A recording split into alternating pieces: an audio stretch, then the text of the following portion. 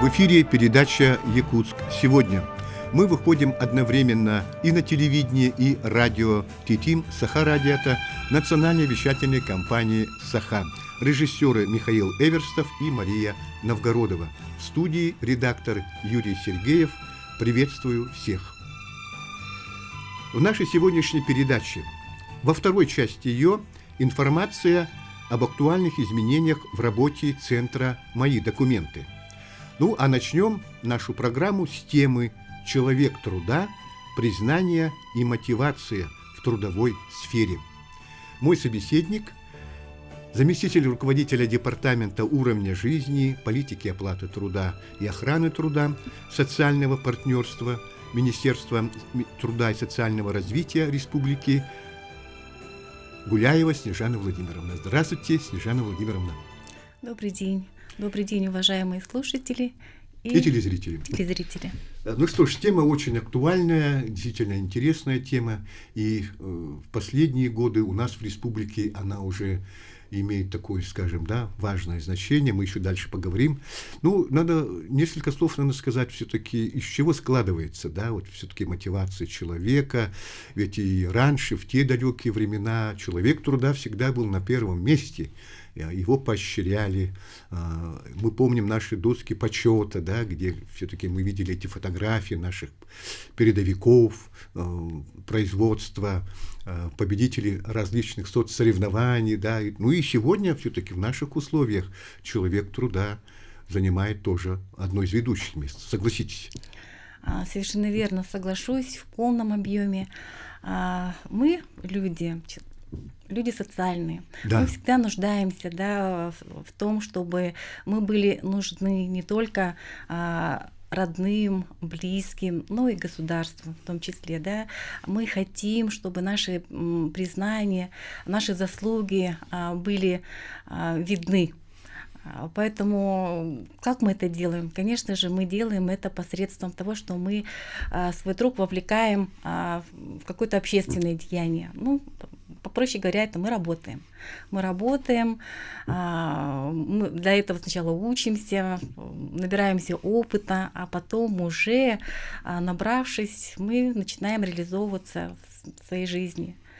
Да, действительно, все-таки и к этому хотим, к этим вот традициям, к этим ценностям мы приобщаем и своих детей, конечно, чтобы они тоже ведь были теми, кем гордится, скажем, предприятия или учреждения, где они работают, где начинают только работать.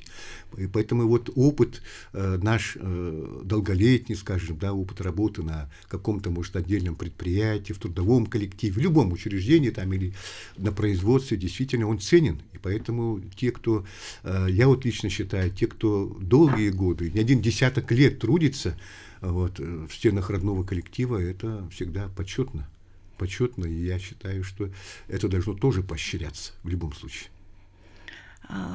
Действительно, если вспомнить историю, тот же, почетная доска, почетные граждане, почетные работники, для нас, людей, которые из старшего возраста, в том числе, некая ностальгия. И, конечно же, мы хотим передать, это является положительным для нас опытом, это положительная динамика, и мы хотим, чтобы наши дети и наше впоследствии поколение, оно видело и гордилось в том числе нами. Конечно же, в свете этих последних событий, в том числе указ главы Республики Саха-Якутия в 2023 году учредил целую премию, которая так и называется, «Человек труда» Республики Саха-Якутия. По моему мнению, это действительно является наивысшей формой поддержки и признания людей, которые работают на производстве.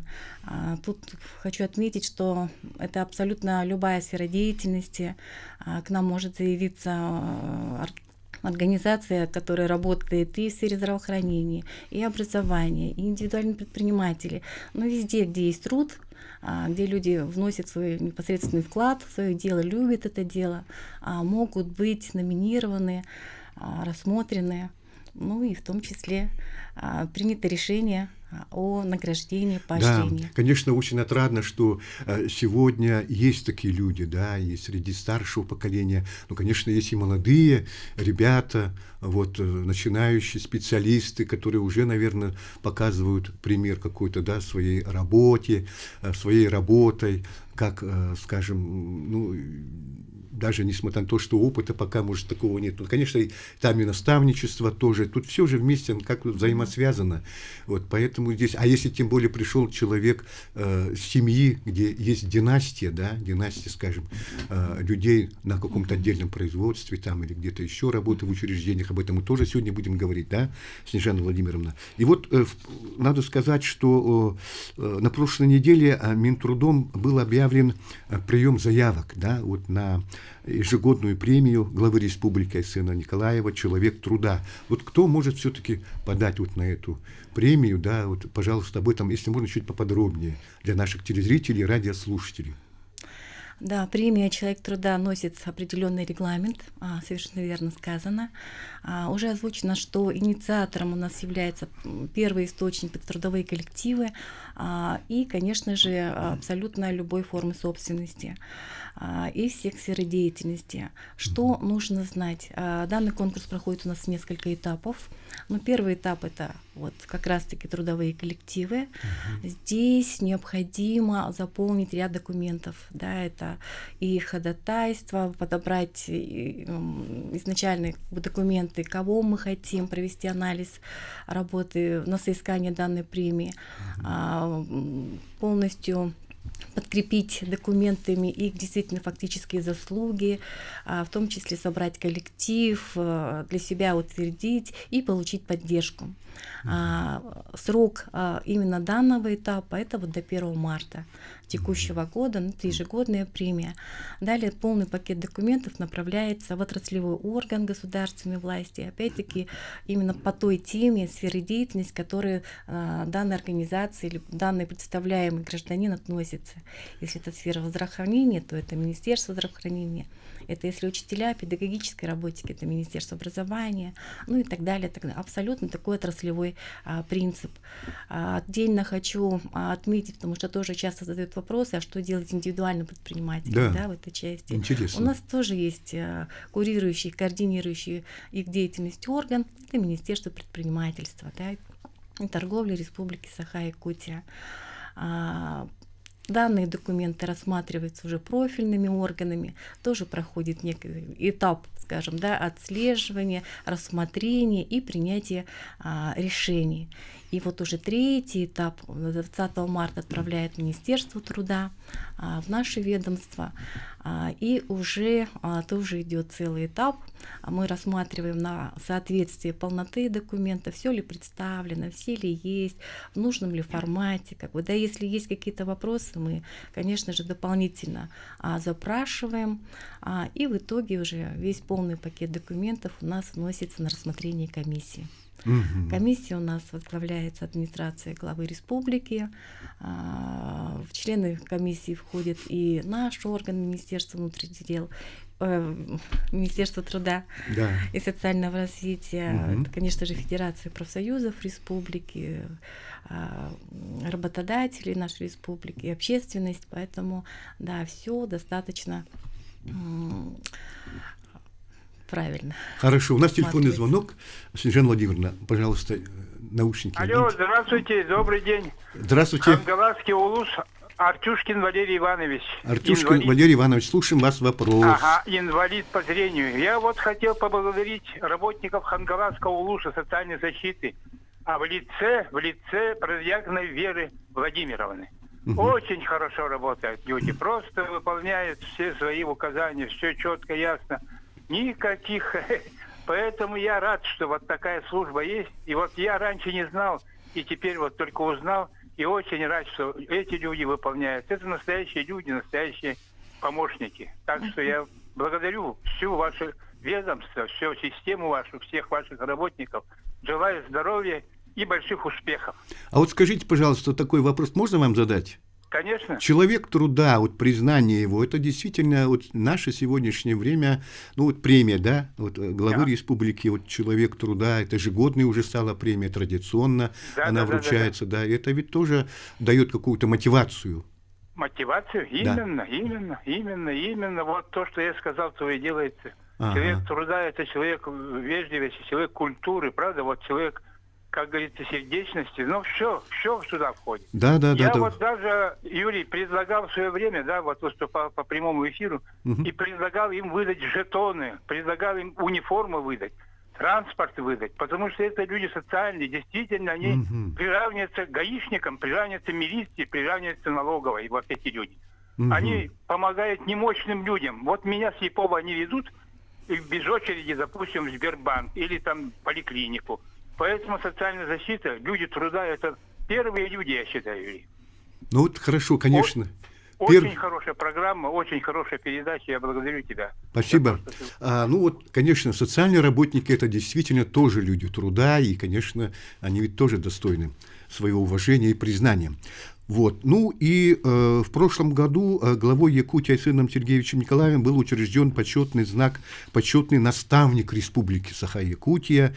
Вот тоже, конечно, расскажите нашим телезрителям, радиослушателям. Это вот наставник, действительно, это почетное звание.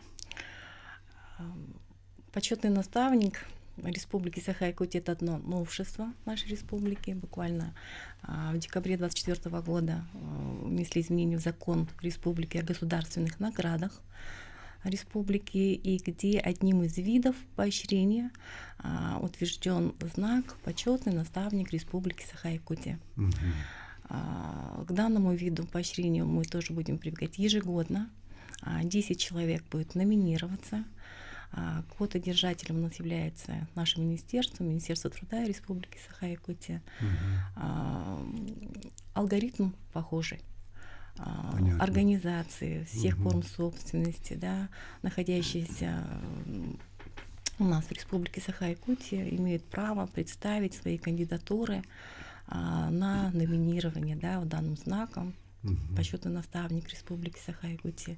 Здесь есть тоже критерии отбора, да, это, ну, как минимум, мы же говорим о наставничестве, да, это нужно иметь достаточный опыт, да, работы в своей сфере деятельности, иметь, ну, достаточные профессиональные заслуги, скажем, да, в своем профессиональном сообществе иметь вес, знания. И здесь есть, конечно же, такой нюанс, тоже часто задают наши жители, кто хочет заявиться на данный вид награды. Здесь у нас намеренно сделано отсыл о том, что номинируются не только действующие, да, работники, которые работают здесь и сейчас, да, на предприятиях и трудятся. Все-таки наставник, да, это те, которые ранее работали и уже успели, да, воспитать плеяду известных личностей у нас в республике, и не только в республике, и за пределами. Поэтому да. Но это положение действительно очень верно. У каждого человека, работающего человека, конечно, всегда был наставник. Он есть у каждого человека. Я не поверю тому, что, наверное, что у кого-то не было наставника. Потому что всегда на первых шагах руку помощи кто протягивает? Конечно, наставник. На производстве это пусть будет даже там в социальной сфере и так далее, и так далее. Поэтому это действительно почетное звание, почетный наставник Республики Саха-Якутия. Мы еще узнаем эти имена, наверное, и в этом году. Вот ежегодно проходит всероссийский конкурс «Лучший по профессии». Ну, это тоже традиционный конкурс, да, и на него тоже номинируются участники, кандидаты. Совершенно верно. Мы уже озвучили. Всероссийский конкурс. Это всероссийский конкурс «Лучший по профессии». Ну и, соответственно, у нас есть региональные этапы. Да. Здесь сам конкурс, он проходит вообще в течение всего года. Он у нас уже начался с 1 января и завершается по 27 февраля, но это на уровне всей нашей страны. Хочу отметить о том, что у нас отличаются регионы. которые по своим направлениям проводят какие-то лучшие практики, да, определяют лучших работников в той или иной сфере деятельности. И вот наша республика тоже не стоит на месте. Да. Одно из таких последних, вот, значимых, которые вот прямо на слуху, 2023 год наши коллеги выиграли в номинации именно всероссийского конкурса «Лучше по профессии». И данное направление это было слесарное дело. Да? Поэтому мы тоже очень рады, что наши организации активно участвуют, принимают, отправляют заявки на региональные этапы, всероссийские этапы выходят и побеждают. И здесь немаловажно в этой части, что данный вид конкурса, он еще носит с собой материальное вознаграждение, и первое место это 1 миллион рублей, ни много ни мало. Поэтому да, тоже призываем наших коллег знакомиться с инструкциями, с регламентами, обращаться, звонить, принимать участие и побеждать. Да, действительно, это вот всероссийский конкурс «Лучший по профессии». Вот на него тоже номинируются, конечно, люди, да. И вот думаю, что такие конкурсы ведь проводят и внутри, скажем, да, например, предприятия там, или в учреждении, да, всегда же вот есть такие ведомственные, да, тоже поощрения, какие-то награды, вот «Лучший по профессии», например, правильно?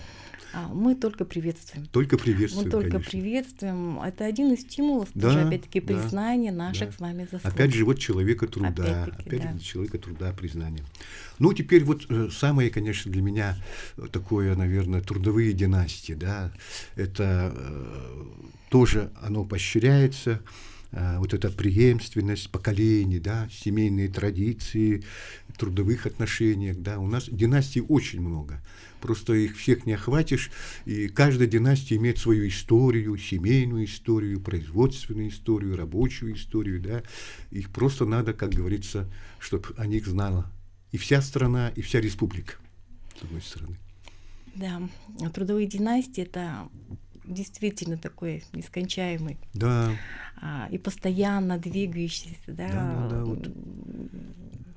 элемент нашей жизни, именно в трудовой тоже сфере деятельности. Конечно же, мы говорим о том, что с 2002 года, когда Федерация профсоюзов внесла данное предложение, республика ее поддержала, мы рассмотрели колоссальное количество заявок и видим, что все практически муниципальные образования, да, принимают участие. У нас есть династии практически во всех сферах деятельности. И помните, когда идет парад 1 мая, Да. это тоже всероссийская любимая акция, да, вообще всех жителей нашей России, да, один из практически почетных колонн, скажем колонн, так, да. да, мы видим, что это трудовые династии. Трудовые династии, да. Они на первом месте всегда, да. Месте.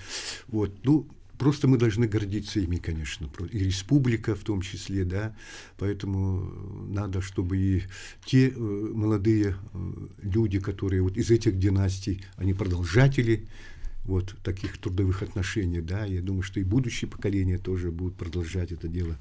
Вот, ну, что еще хотел бы, Снежана Владимировна, ну, время у нас осталось несколько минут, минуты 2 с лишним, может быть, что бы еще бы сказали вот по сегодняшней нашей такой актуальной, очень поощрительной теме, скажем так, да, как человек труда, признание трудовой мотивации и так далее. Призываю вообще граждан нашей республики, организации, предприятия не стесняться, обращаться, выявлять своих лучших работников, вносить их на поощрение практически всеми видами наград, которые у нас есть в Республике Саха-Якутия. Ну а в частности, это вот премия «Человек труда», новшество «Почетный наставник Республики Саха-Якутия». Призываю, вносите установленные сроки, конечно же, да, и мы рады будем всех рассмотреть. Действительно, республика, она принимает достаточно мер для того, чтобы вот мы, как люди труда, да, которые работают и вносят свой посильный вклад в развитие нашей республики, были оценены по достоинству. Поэтому приглашаю принять активное участие, направляйте свои ходатайства, заявки. А куда результаты обращаться? мы увидим. У вас сайт, наверное, есть, да? Да, На самый сайте простой министерства. способ, да, это, по-моему, сейчас абсолютно все жители знают. У нас есть Google, у нас есть Яндекс, любые, да, интернет-ресурсы. Вносите Министерство труда Республики Саха-Якутия, у вас тут же полностью сориентирует, отправит на наш официальный сайт. Есть отсыл, куда нужно направить документы. Сайт Ну что, Минтруда. хорошо, спасибо, Снежана Владимировна, за столь интересную тоже информацию. На этом наш первый блок передачи, уважаемые телезрители и радиослушатели, подошел к концу. Реклама, потом вновь выйдем в эфир. Оставайтесь с нами.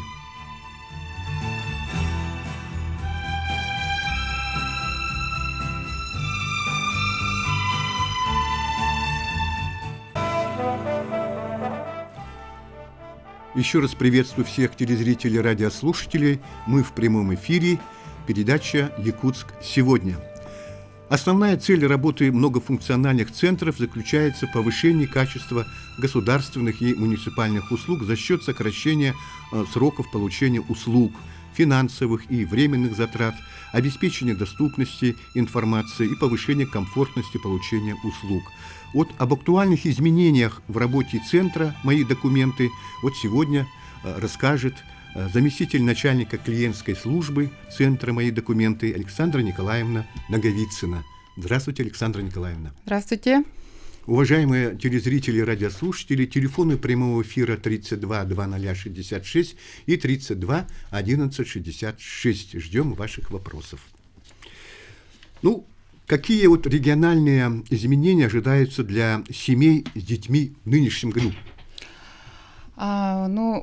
Изменения коснулись прежде всего размеров.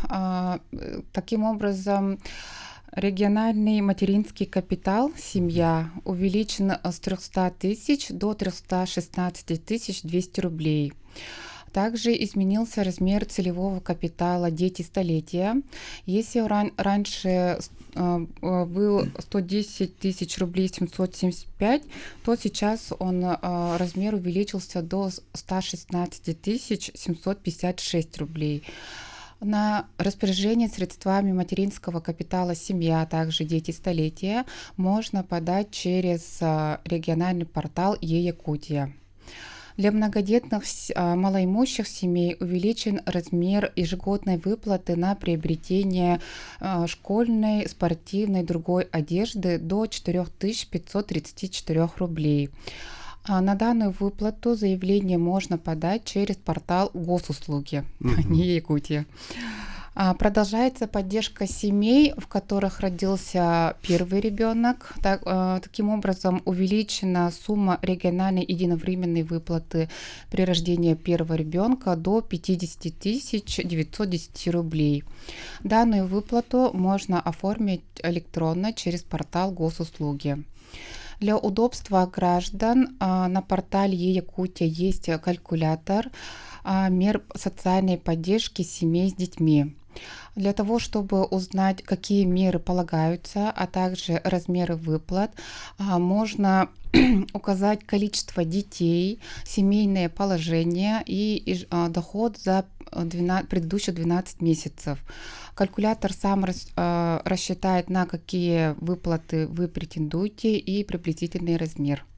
Вот, а есть такой вопрос тоже, да, имеются ли изменения на федеральном уровне в мерах поддержки семей с детьми?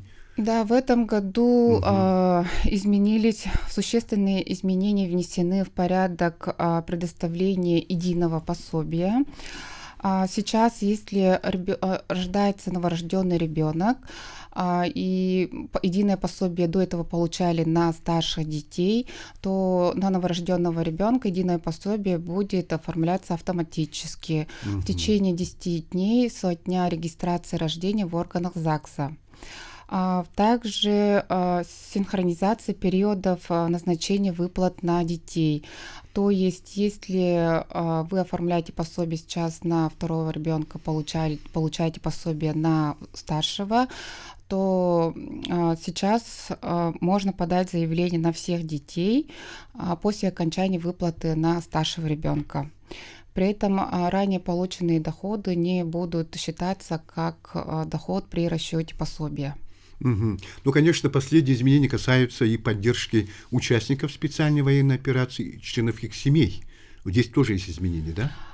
Тут хотелось бы отметить новую меру поддержки. Это компенсация расходов на обучение вождению супругам отдельных участников СВО.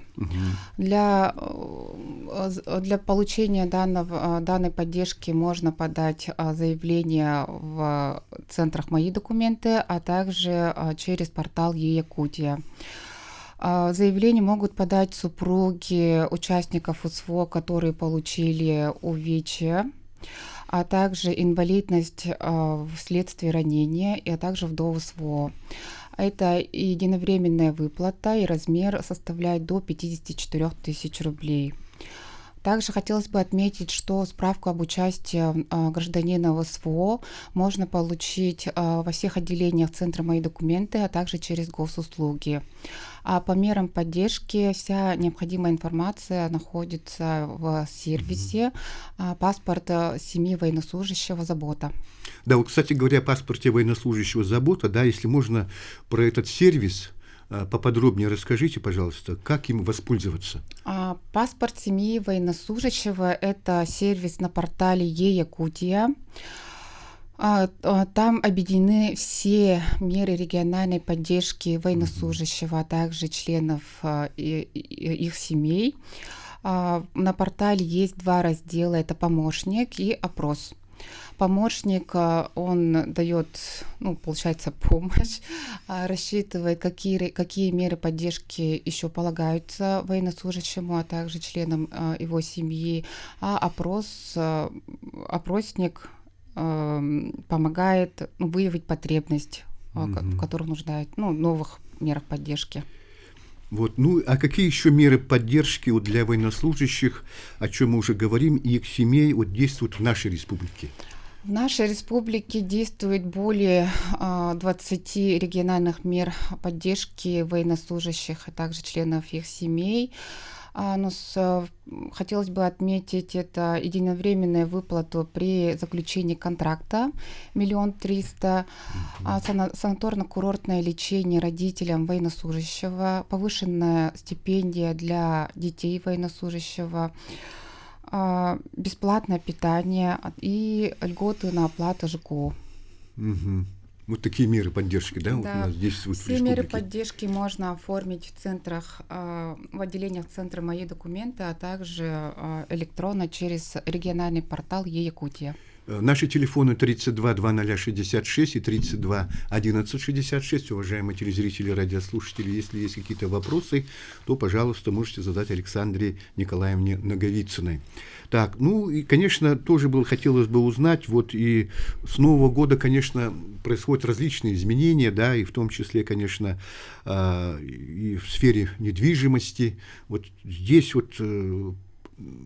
расскажите более подробнее тоже нашим телезрителям и радиослушателям, что изменилось. С 13 января текущего года у нас все сделки по дарению недвижимости подлежат нотариальному удостоверению, независимо от того, являются близкими родственниками одаряемый или даритель. Чего раньше не было, да? Да. Раньше можно было в простой форме. Да, в простой форме же оформить это.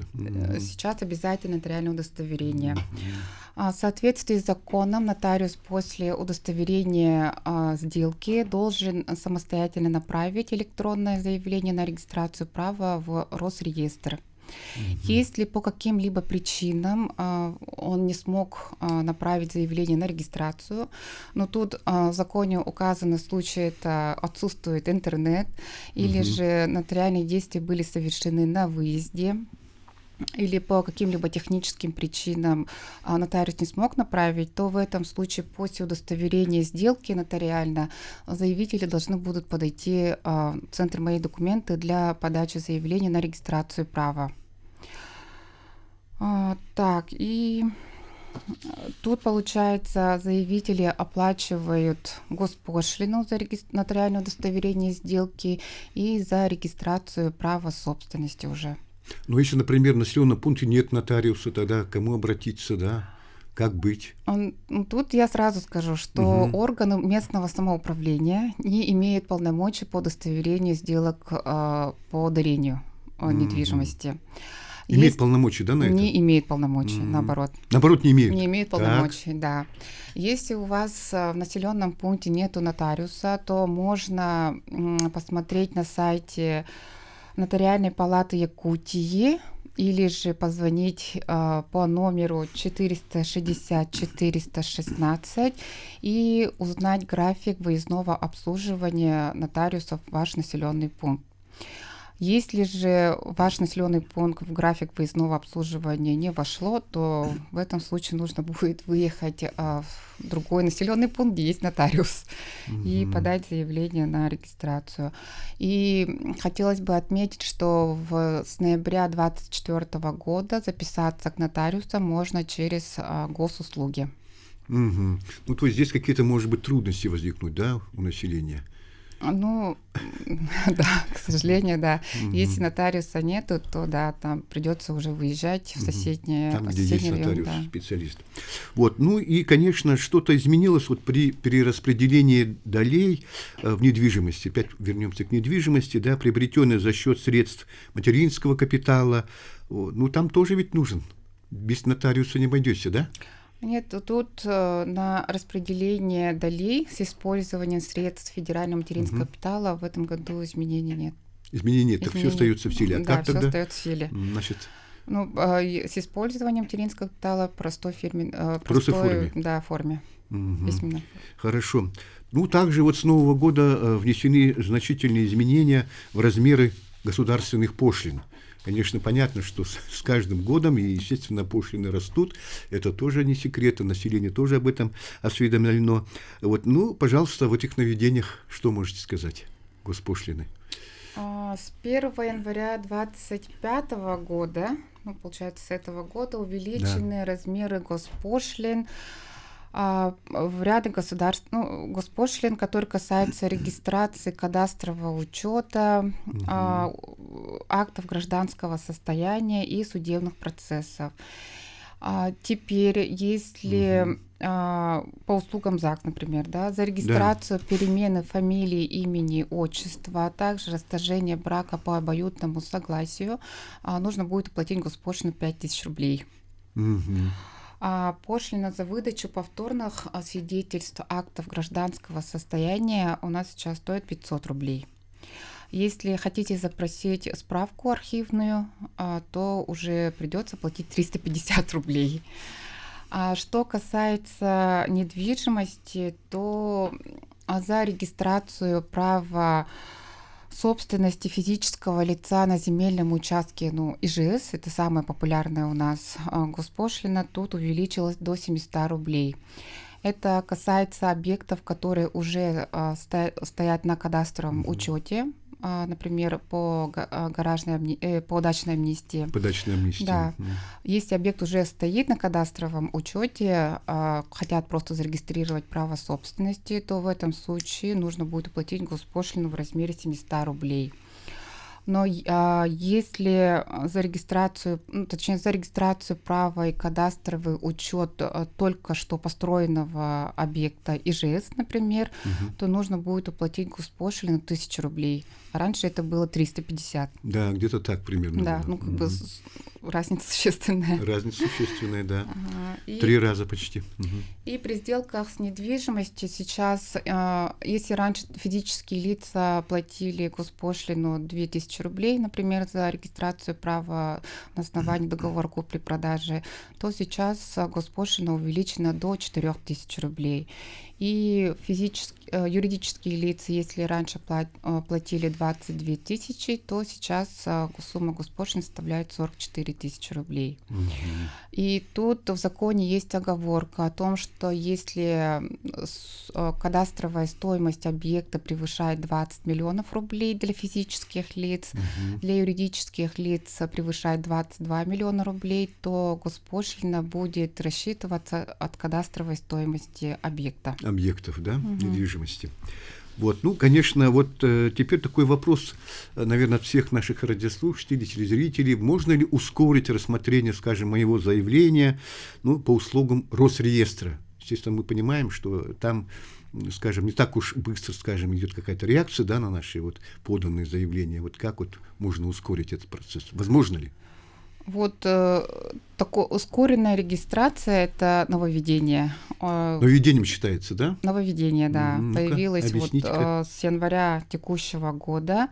Теперь зарегистрировать сделку можно в ускоренном, ускоренно при уплате двойной госпошлины. Ну, понятно. Но это касается только двух услуг. Это государственная регистрация ипотеки и государственная регистрация сделки на основании купли-продажи для физических лиц и для купли-продажи помещений для юридических лиц.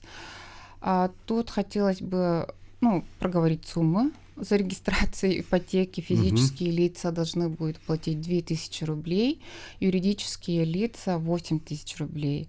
За регистрацию купли-продажи для физических лиц госпошлина будет составлять 8000 рублей, для юридических лиц 88 тысяч. Регистрация ускорится на 1 день со дня получения заявления в Росреестре, в органе регистрации. Ну, теперь, конечно, тоже интересно бы узнать из ваших уст вот о новых изменениях, выписках из ЕГРН. Да, это тоже очень важный документ и очень важно для нас тоже. Выписка из Единого государственного реестра недвижимости – это основной документ, подтверждающий право собственности на объект недвижимости. Сейчас сумма платы повысилась в 2 раза. Самая популярная выписка об основных характеристиках и зарегистрированных правах увеличилась до 920 рублей. Но вместе с тем Роскадастр внес, получается, льготы для определенных категорий граждан. К ним относятся ветераны Великой Отечественной войны, инвалиды Великой Отечественной войны, инвалиды 1-2 группы, дети-инвалиды и многодетные семьи. Но для того, чтобы получить скидку в 50%, нужно предоставить подтверждающий документ. И льготой можно воспользоваться, если подаете заявление только в центре «Мои документы». Если подаете электронно, то льготы не будет. Также хотелось бы отметить, что есть экспресс-выписки. Экспресс-выписку можно запросить через личный кабинет госуслуги. В экспресс-выписках указываются все необходимые данные, данные по объекту, то есть кадастровый номер, адрес, площадь и правообладатели. Так, ну что ж, до конца эфира у нас осталась минута, около этого. Что пожелаете нашим радиослушателям, телезрителям? В связи с тем, что мы сказали сегодня здесь, дали разъяснение по изменениям с этого года. Что сказать? Мы затрагивали тему до эфира насчет взломов. Да. Взломов по госуслугам. Ну, это мошенничество, конечно, отдельная тема для нас, да, все-таки. Но все-таки вот хотелось просто услышать ваши пожелания. Пожелания, здоровья. Здоровья, удачи. Что я могу сказать? Ну, хорошо. Спасибо вам за участие в нашей передаче. О мошенниках мы еще поговорим в следующих наших радио-телепрограммах. А сейчас мы прощаемся с вами, уважаемые телезрители, радиослушатели. До свидания. Всего доброго. До встречи в эфире.